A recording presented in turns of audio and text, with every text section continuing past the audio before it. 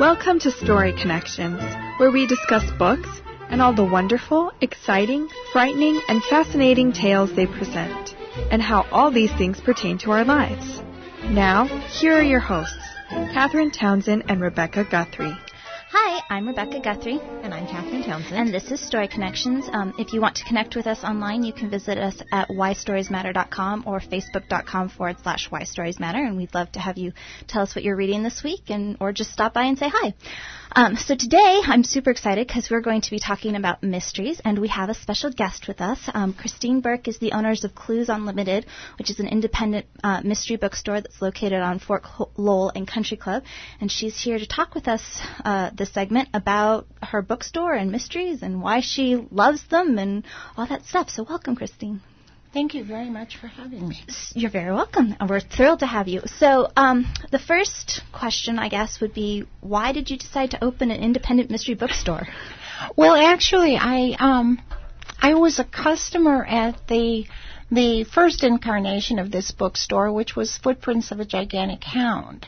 And when I heard that and I was working as a stockbroker at that time, and I heard that the owners were thinking about retiring, and I thought, this would be such fun. For one thing, I'd get to read books and I wouldn't have to buy them. I can understand that one. So I and two other women decided to go ahead and we bought the store in 1996. So were you a mystery reader when you purchased it, or did you become a mystery reader after you purchased it? No, I was definitely a mystery reader and definitely a good customer of theirs. So why do you like mysteries? Why is that a thing that you gravitate towards? I think that mysteries have a number of things going for them. One is that they tend to have a strong narrative, and they grab your attention. You've got this puzzle that needs to be solved.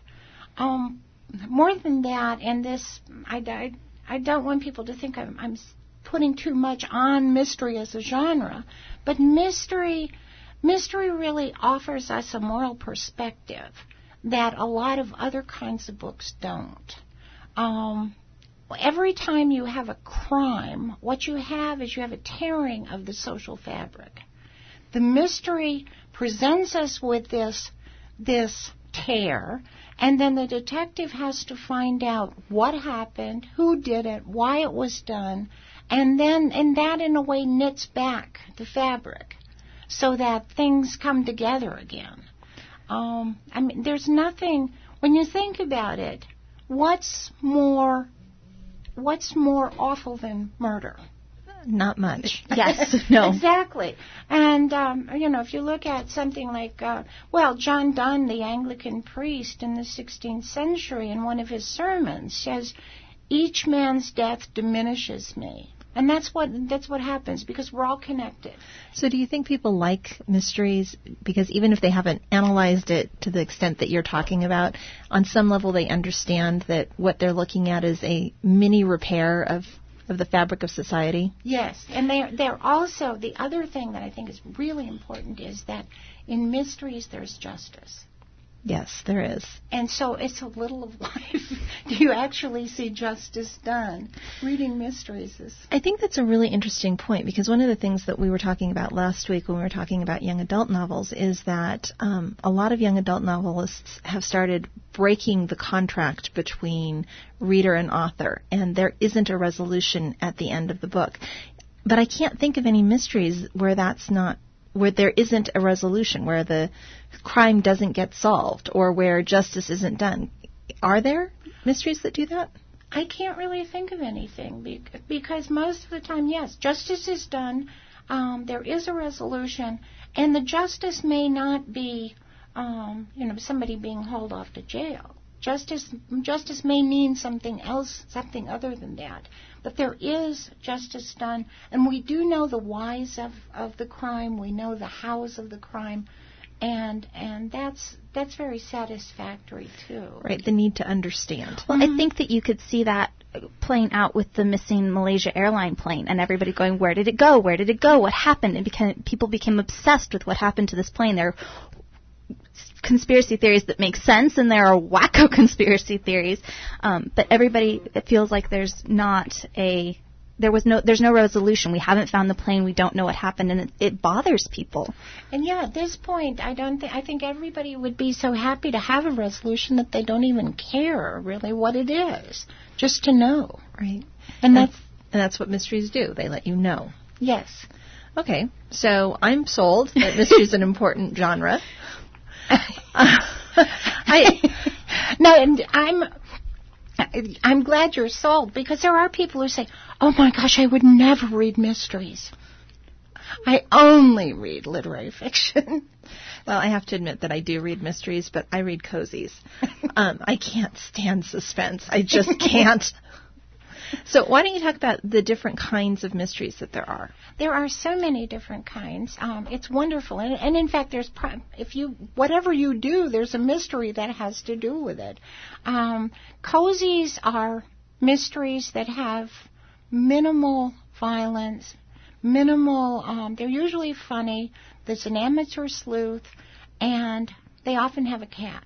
There's a cat involved. Really? That's true. I hadn't thought of that, but that's true. Now, police procedurals that's where you actually get into how police take care, how they handle a crime, what sort of procedures they use. CSI would be a good example of a police procedural on TV.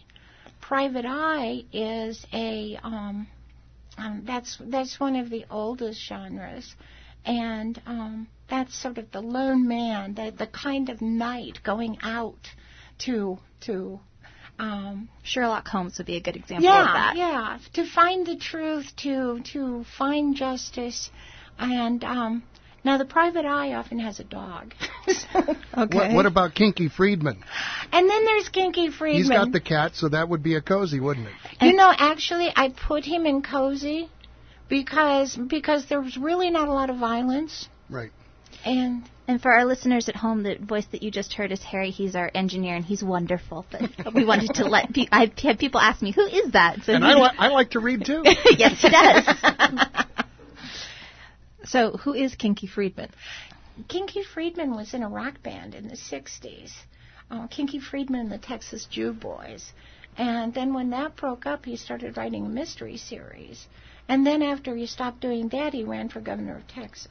And now he's running for the State Agriculture Commission in Texas. Okay, there you go. The basis of the story is he lives in a flat in Greenwich Village and has a group of close folks with him who help him solve crimes. There was one book, and I honestly can't remember the title of it, where he and Willie Nelson went out on Willie's bus, and they traversed through Arizona.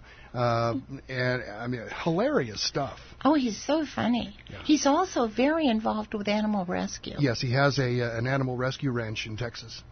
Okay, so there you go. You can read books with Willie Nelson on a tour bus, which I can only imagine would be funny. Through Arizona. There's your local connection. How much better does it get than that? I don't know. It doesn't. So, do you have a favorite mystery author? Actually, I was thinking about it on the way over. Everybody always says who's my favorite, and part of that depends on what my mood is at the moment. But there are three people I'd like to mention that I think are just outstanding. One is Jacqueline Winspear, who writes a series with a woman named Maisie Dobbs. I love those books. Aren't those wonderful? They're very fun. These are set right after the First World War. Maisie is a private investigator, and they are so wonderful.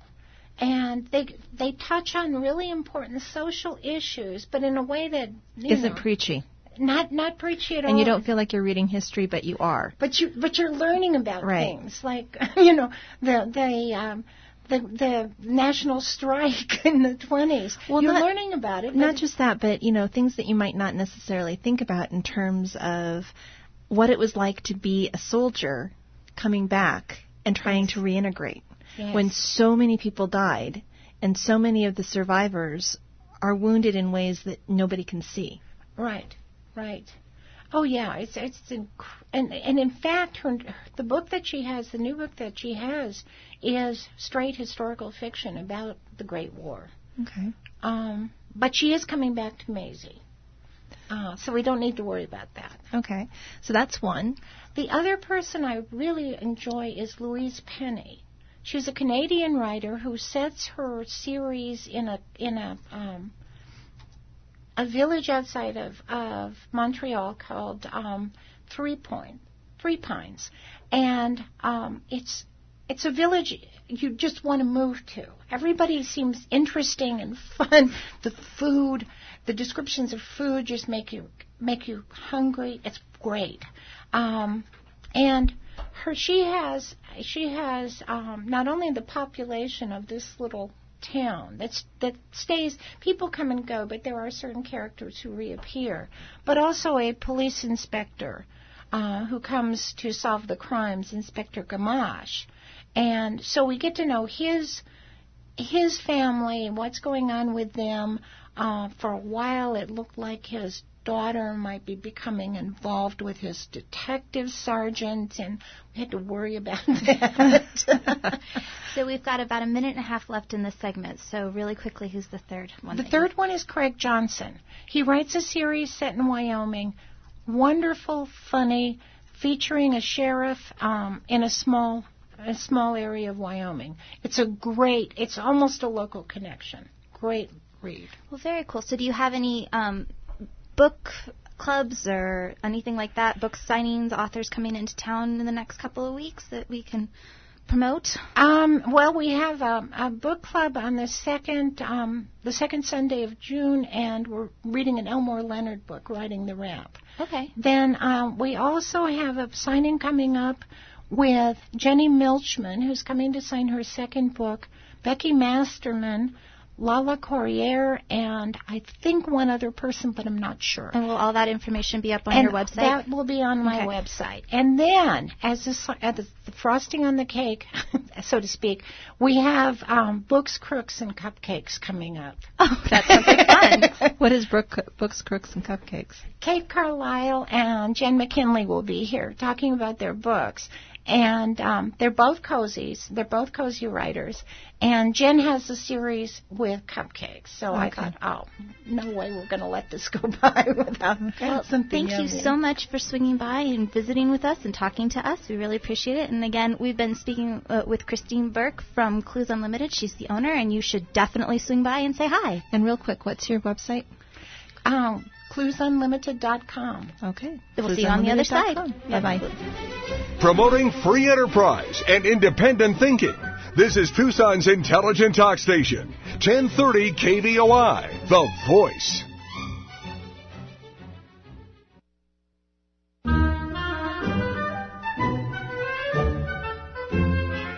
Intelligent weekend talk that's live and local, only on AM 1030 KVOI, The Voice. Call in now, 790-2040. That's 790-2040. Hi, welcome back to Story Connections. So before the break, we had a special guest, Christine Burke from Clues Unlimited, and her website got cut off, so I wanted to repeat that again. It's cluesunlimited.com. And you can also find a link to her website at our website, which is whystoriesmatter.com, and we'd love to have you swing by and drop a note that says hi. So we are going to move on to adult mysteries that Catherine and I have read, or may not have read, as the case may be. Every week I do a reading list, and this week my son has not been sleeping, so I didn't get to everything because I have been sleep deprived. So. But I read a lot of them. But Catherine did. So the first book that we're going to talk about is The Cuckoo's Calling by Robert... I just forgot his last name, and it's not up on my screen. Well, it really doesn't matter because it's really by J.K. Rowling. Right. It was written by J.K. Rowling. Which is the thing that I think is interesting about this book, right? Because the Harry Potter books are this phenomenon. And... I forgot to turn off my phone. Yep. So anyways, I will continue where she's going. So the book was written... So J.K. Rowling wrote an adult novel that I forgot the name of the title, that didn't do very well. It wasn't very well written. It was actually kind of really boring after the Harry Potter books. And it sold because it was a J.K. Rowling book, but then people started reviewing it and going, yeah, no. So she wrote another book called The Cuckoo's Calling under a pseudonym. And I don't know if her thought was, well, maybe I'm a great writer and I can, make a fortune as somebody else. I'm not sure. But it's an okay book. I wasn't sorry that I read it. But it's not a fantastic book, right? No. And it desperately needed an editor because it was 500 pages long. It did. And so the way that I read this book was I read about the first 150 pages, and then I skipped to the end to see what happened and whether or not I wanted to finish reading the book. Right, which I think is a very interesting, how I wonder, and actually if you want to call in and tell us if you did that, the number 790-2040, how many people read mystery novels like that? Because I will admit that mystery novels that don't catch my attention, I figure out who the main characters are, and then I skip to the end and figure out what happened, and then I decide if I want to go read back and watch the... Right. I've never done that. Well, I've never done that with a mystery novel. Okay. Well, I guess you have a great deal of character. No, actually, that's going a bit far. No, if it doesn't strike me in the first 100 pages, it goes away.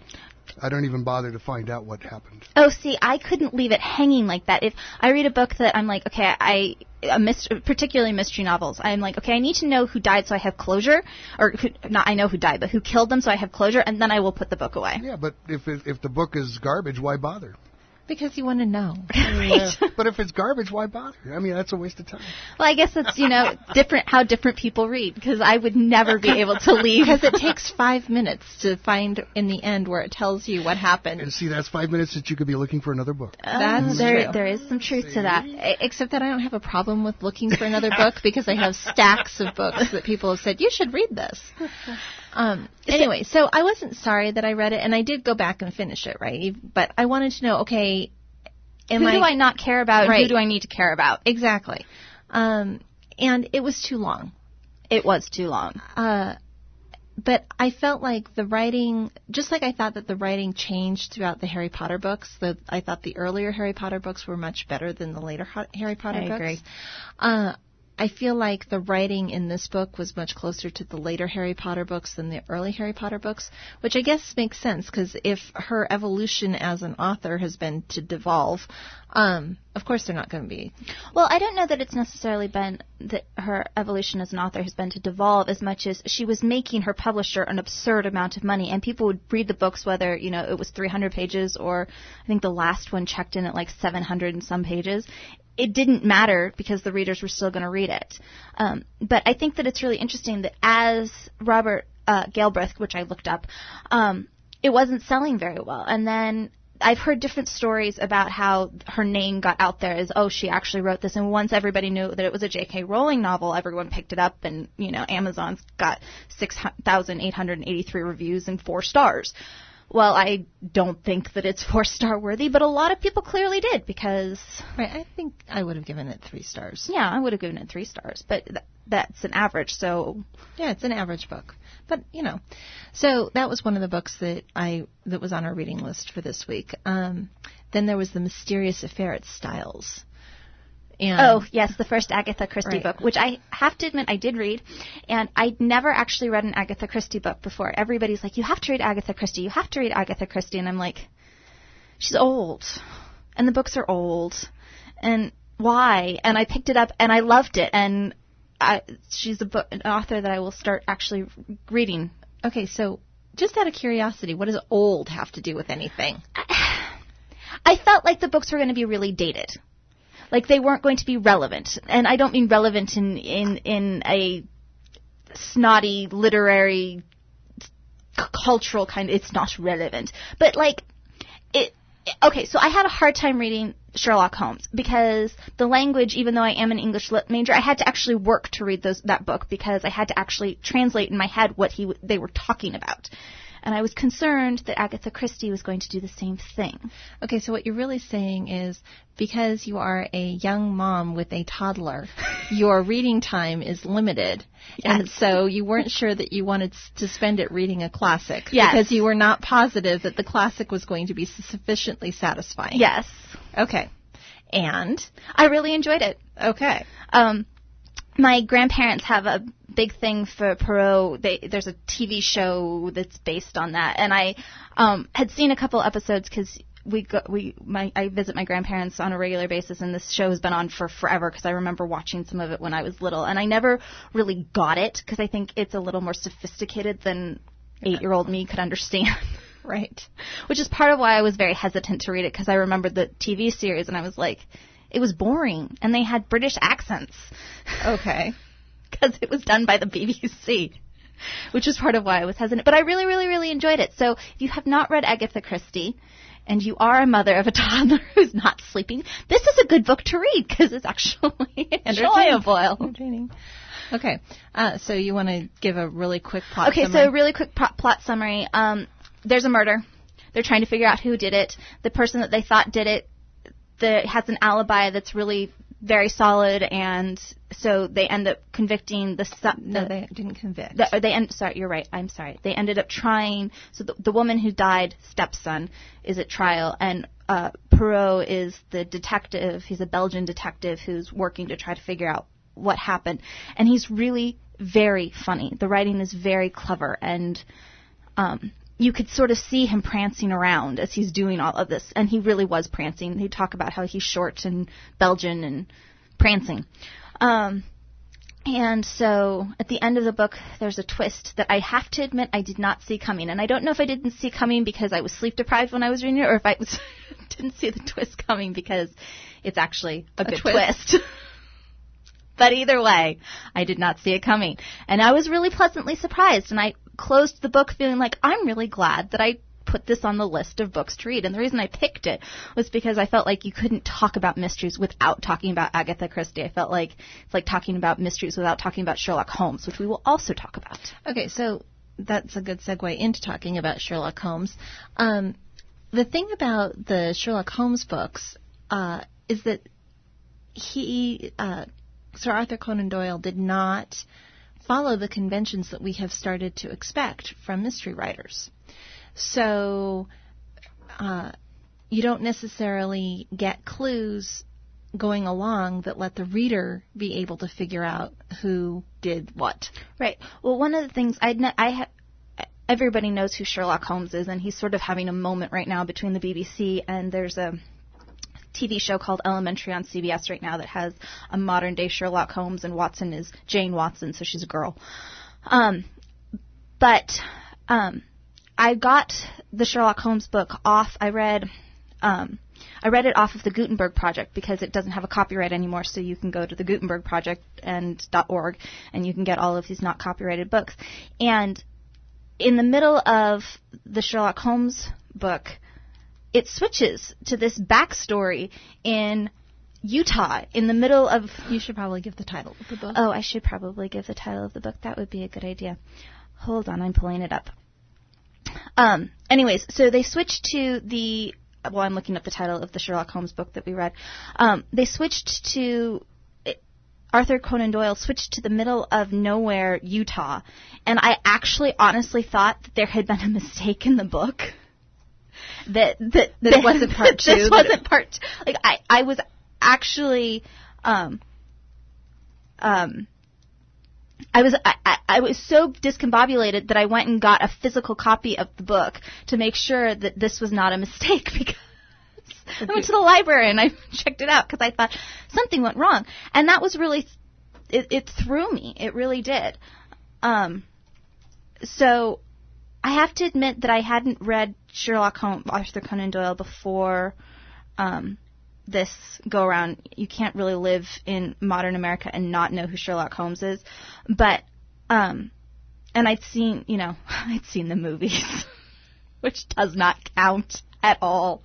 And I could understand why it was that people have such a love for Sherlock Holmes. I could understand why it was that people latch on to him, because he's very eccentric.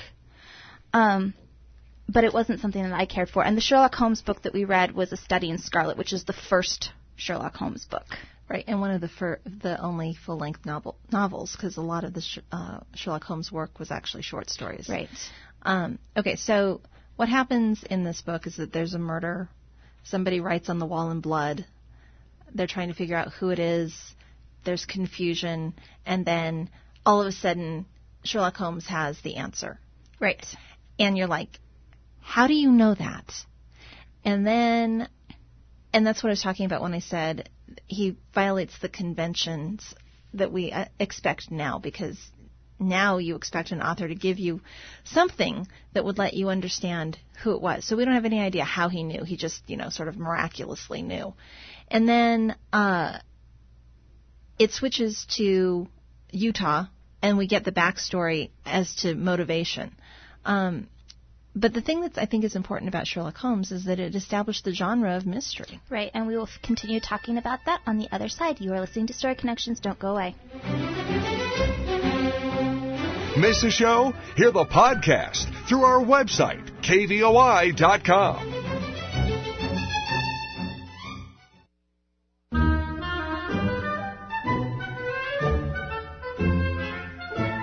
Intelligent weekend talk that's live and local.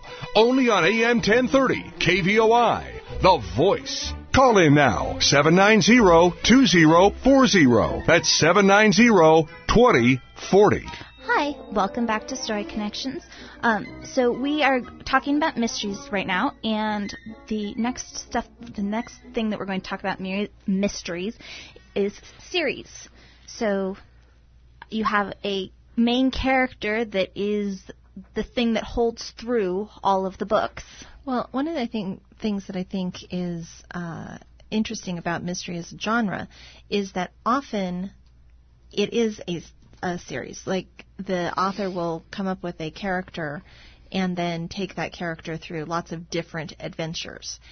And I don't know where that started. I don't have any idea where that started, but I know that for me, my expectation that mystery would come in series was from Nancy Drew and the Bobbsey Twins and Trixie Belden and the Hardy Boys, although I didn't read a lot of Hardy Boys. But, that you would have a protagonist that you became fond of, and then you just read about all of their adventures. And so as an adult, when I read a mystery that I like, I start looking for the other mysteries in that series, and I want there to be a series. Right. Well, I also think that mystery is a good way to do introductory literacy for kids, because with like the Bobbsey Twins or Nancy Drew or the Boxcar Children or Hardy Boys, it's easy, repetitive reading. So what you learn how to do is to read basically the same words over and over and over and over again, which gets them into your brain so that you don't have to. Right. Well, it's called rapid automatic naming. So when you see those words again and again and again, there's a slot in your brain, and they just fall into that slot. So you don't have to sound out n, d, and every time. You've seen and a gazillion times, and so you can get there. Right, but you also feel comfortable. Right. Because you know those characters. And with mysteries, like we were talking about earlier in the earlier segments, there's always a satisfactory conclusion. You don't ever feel like you've been completely betrayed. You always know that Nancy Drew or the Boxcar Children or the Hardy Boys, no matter what situation they're put in, are going to be okay at the end of the book. And that's safe for kids to learn how to read in. Right. But in addition to it's safe, it's exciting. Right. So there's that juxtaposition between, oh no, she's locked in a closet, nobody knows where she is. Right. But I know it's going to be okay in the end, so it's safe for me to keep reading. Right. And I think that the excitement gets kids to want to read. The resolution makes them feel satisfied once they've read. And the more they read those books, the more skilled they become as readers, the easier it is to read them, the faster they can read them. And there's a certain satisfaction in, I can read a book in an hour. Right. You know? I absolutely agree. So when my brother and I were little, we used to have reading competitions, and he would start a Hardy Boys book with the same number of pages as my Nancy Drew book, and we would see who could read fastest. How did you make sure somebody didn't cheat? We didn't. Okay. Just curious. Scout's honor. Right. It just never occurred to either of us, I think. Okay. I was just curious. So along that lines, a series with a character that you pick that you like, these are older series, but they are probably my first introduction to adult mystery novels. And that is the Cat Who series by Lillian Jackson Braun and Mrs. Pollifax series by Dorothy Gilman. And you didn't actually read those, did you? No. Those were actually audiobooks that we used to listen to on trips back and forth to California, because we used to drive to California a lot. And so we would go back when they were cassette tapes.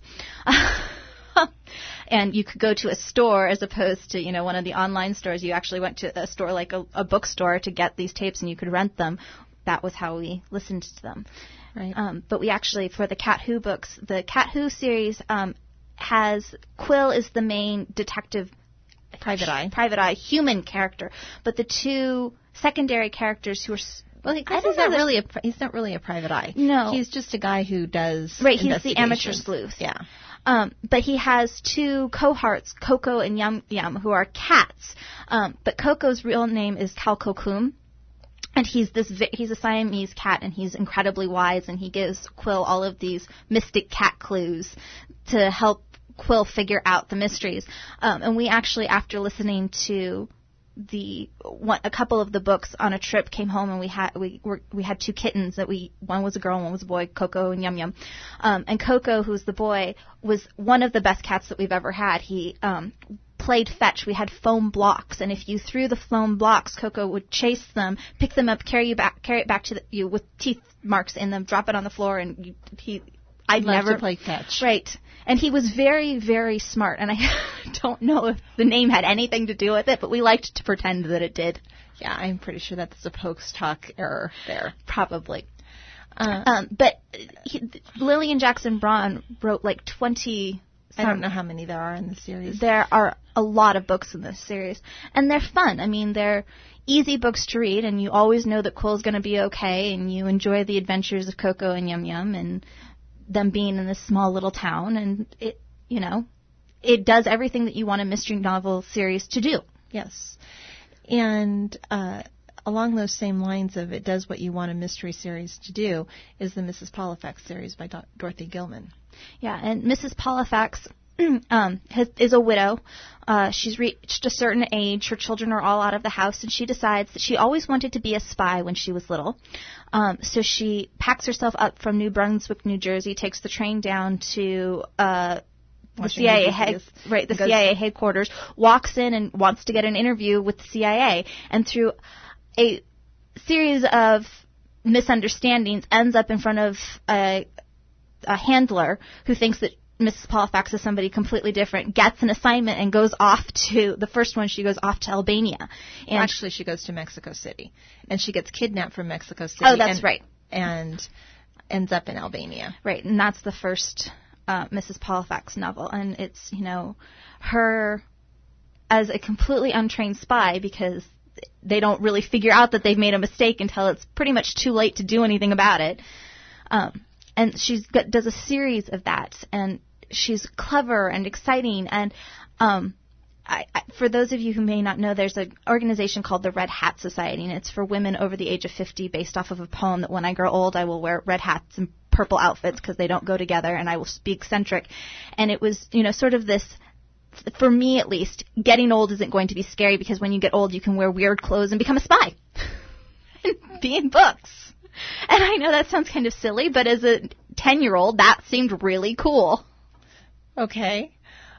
So I have warm, fuzzy feelings about Mrs. Pollifax, because it was sort of you can be anything that you want to be when you grow up, even if you've done a whole bunch of things and you decide you want to do something different. I think that's really what it is. And I think that's a big appeal of Mrs. Pollifax, is that you can spend your whole life doing one thing, in this case being a housewife in New Brunswick, New Jersey, and then you can get into your mid-60s and say, I'm going to do something else. Right. And although it's not really realistic that people are going to become spies in their mid-60s, the point really was the world is open to you.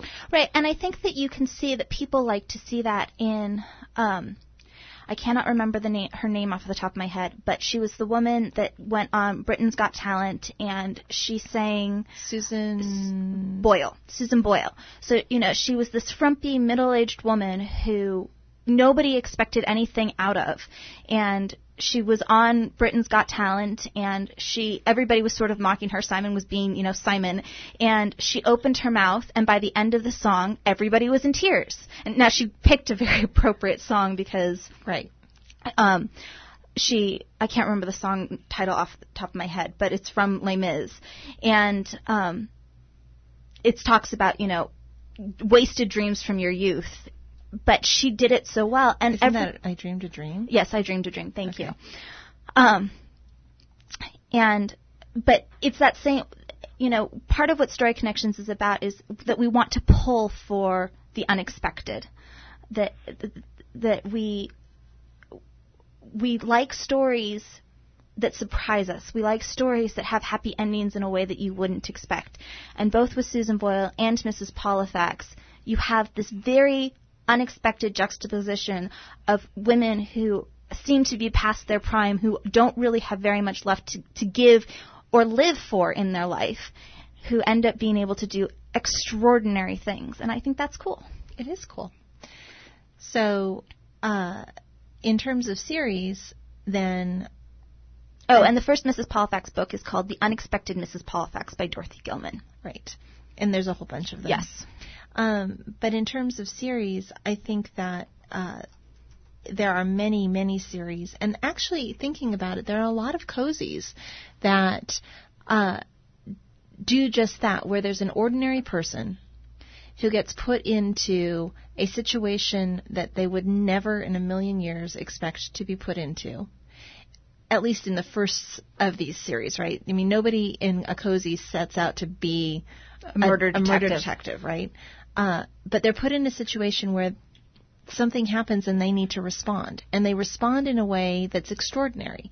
And I think as a reader, it's appealing because you like to think, if I were put in that situation, I would rise to the occasion. And it lets you live vicariously and rise to the occasion. Well, and you also see that in, memoirs about heroic things. So, 9/11 and people who ran into the building as everybody else was running out, or people who helped people out of the building, or, there's just, I can think of all kinds of stories like that we as humans love to hear about people who are in extraordinary situations that rise to the occasion. Right. We don't want to read books about people who are put into extraordinary situations and didn't. We're not interested because...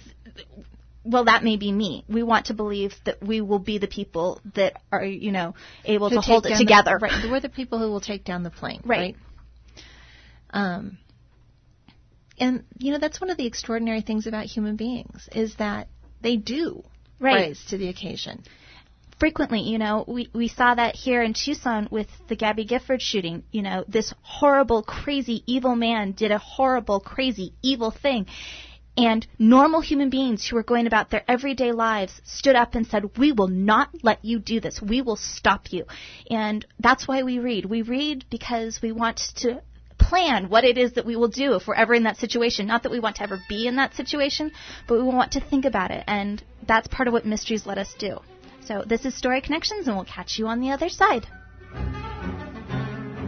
Intelligent Talk 24/7 on 1030 KVOI. The Voice. On the web at kvoi.com.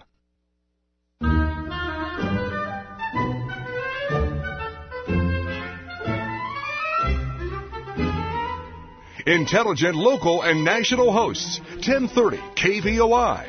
Tucson's intelligent voice. Hi, welcome back to Story Connections. So we have been talking about mysteries this show, and on our website, whystoriesmatter.com, or on our Facebook page, facebook.com, whystoriesmatter, you can get all of the links to the books that we've talked about and the books that Christine, or the authors that Christine Burke recommended earlier in the show. Christine Burke is the owner of Clues Unlimited, yes. And she was visiting with us. Yes. So now it's time for our book recommendations of the week, and we'd like to thank our sponsors, David Guthrie with Coldwell Banker. Mr. Guthrie has been in the real estate business for over a decade and is one of the top 5 real estate realtors in the state of Arizona for Coldwell Banker. He understands the fluctuations of the real estate market and how to make sure that your buying or selling experience is a good one. You can get in contact with Mr. Guthrie at 520-406-4702. Again, that's 520-406-4702. 64702. And their other sponsor is Susanna Townsend. Susanna Townsend is an on-location natural light photographer who has a love of capturing life's important moments. She does weddings, senior portraits, family shoots, and much more. You can contact her at SusannaLynnPhotography.com. That's SusannaLynnPhotography.com. And you can also find both Miss Townsend and Mr. Guthrie's contact info at Why Stories Matter. Also, quick plug, we are looking for sponsors and advertisers for the show. So if you like the show and you want to support the show, please contact me at Rebecca@WhyStoriesMatter.com, and we would love to work with you. So, Catherine, do you want to do your book recommendation? I do. So the book that I'm going to recommend is Murder on a Girls' Night Out by Ann George, which is the first of 8 books by Ann George. Ann George actually passed away in 2001, so this is an older series, but it is so funny. And Ann George is a fantastic writer. She actually was also a poet. She was a Pulitzer Prize-winning poet.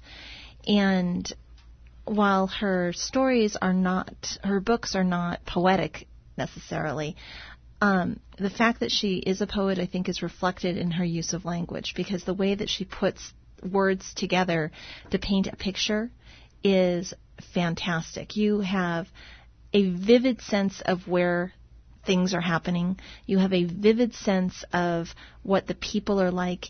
There isn't a character that she introduces that you don't have some kind of emotional connection with. Even the ones that are just temporary, even the ones that are, not even secondary, tertiary, have something that makes them feel three-dimensional. And there are not very many mystery writers who do that. Often when characters come in, they are not, they're there because they have a job to do, and they aren't anything other than just, there to do their job. She actually gives them flesh. So it's the Shakespeare quote, there are no small actors, just small parts? I think it's the other way around. Yes. Sorry. Yes. Yes.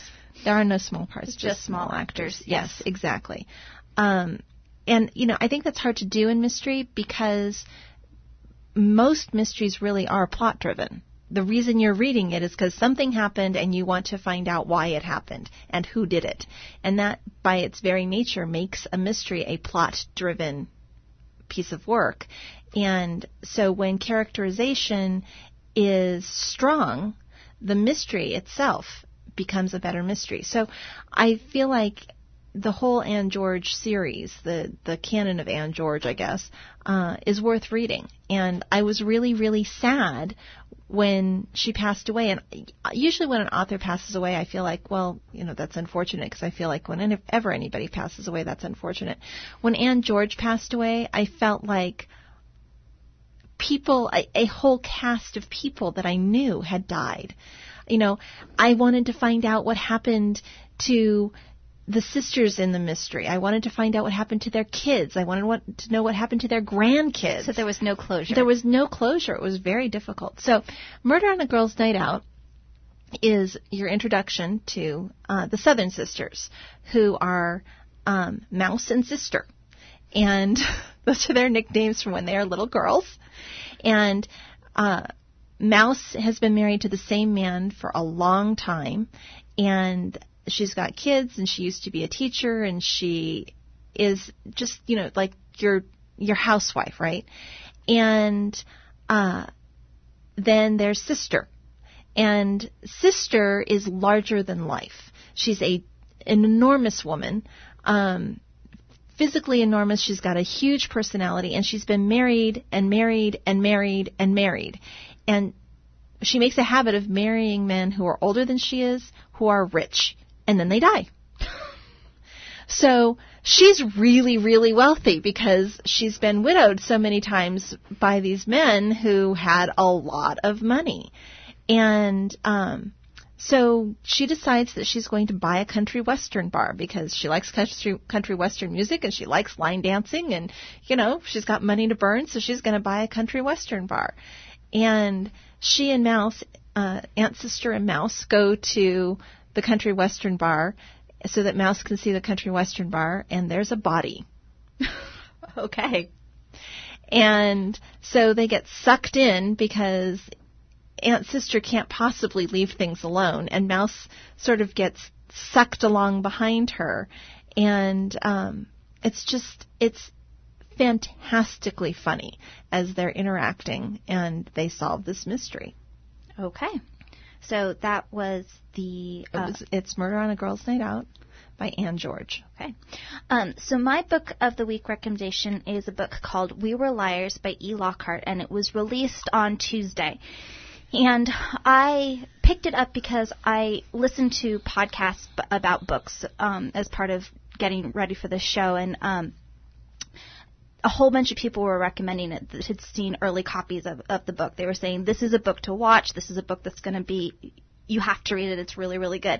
So I picked it up with a lot of anticipation because E. Lockhart, we spoke about 2 weeks ago when we did YA, she wrote The Disreputable History of Frankie Landau Banks, and I like her work. I've read several of her books, and I like her work. So I was like, okay, I like her as an author, and a lot of people that I trust their recommendations are saying read it. I can't say too much about the book itself without completely ruining the book, so I'm not going to, because you need to read it with as fresh eyes as you possibly can. But it's about a girl whose family is old, wealth, East Coast Democrat rich. Like, they own an island off of Martha's Vineyard. And every summer, all the grandparents, the three sisters, and all of their kids go to this island and spend basically May through August on the island. And the 15th summer that her 15th summer on the island, some tragic accident happens, and that's how the book starts, is that this accident has happened. And she goes back the 17th summer to try to figure out what happened. And her figuring out what happened was probably one of the best books I have read in a very long time. It was so good that at the end of the book, I had to sit in my living room and just process what it was that I had read, because it was so good. And it doesn't sound like much with the description that I gave, but if I give any more, it's going to start ruining it for you. So I highly, highly, highly recommend this book. I can't say enough good things about this book. So again, it's We Were Liars by E. Lockhart, and there's a link on our website to that. And along those lines, I have started writing once a week book reviews for a website called ArizonaViewpoint.com, and so if you want to get book reviews by me about things, sometimes there'll be books that we talk about on the show, but frequently they will not. You can go check those out as well. So that's pretty much our show for this week. This is not book related at all, but it's something that I think that is a Tucson treasure that everybody should know about, so I'm going to use my platform to talk about it. There is a thing called the Tucson Pops that happens in the spring and in the fall in Tucson at Reed Park at the amphitheater that's across the way from the Rose Gardens. And it is 5 Sundays starting in May through June and 5 Sundays starting in September through October. That are free concerts to the public. You can go, bring a blanket, take a picnic, bring your children, and it's free, and it's good, fun music that you can get up and enjoy. And it's been something that we've done for a very long time, and it's a thing that not very many people know about. So I wanted to say, hey, go do this. I don't know that it's true that not very many people know. I always run into people who've never heard of the Tucson Pops that don't know that you can go listen to free orchestra music. So this is Story Connections. You've been listening to Rebecca Guthrie and Catherine Townsend talk about mysteries, and we will see you next week at 4 o'clock. Have a great week.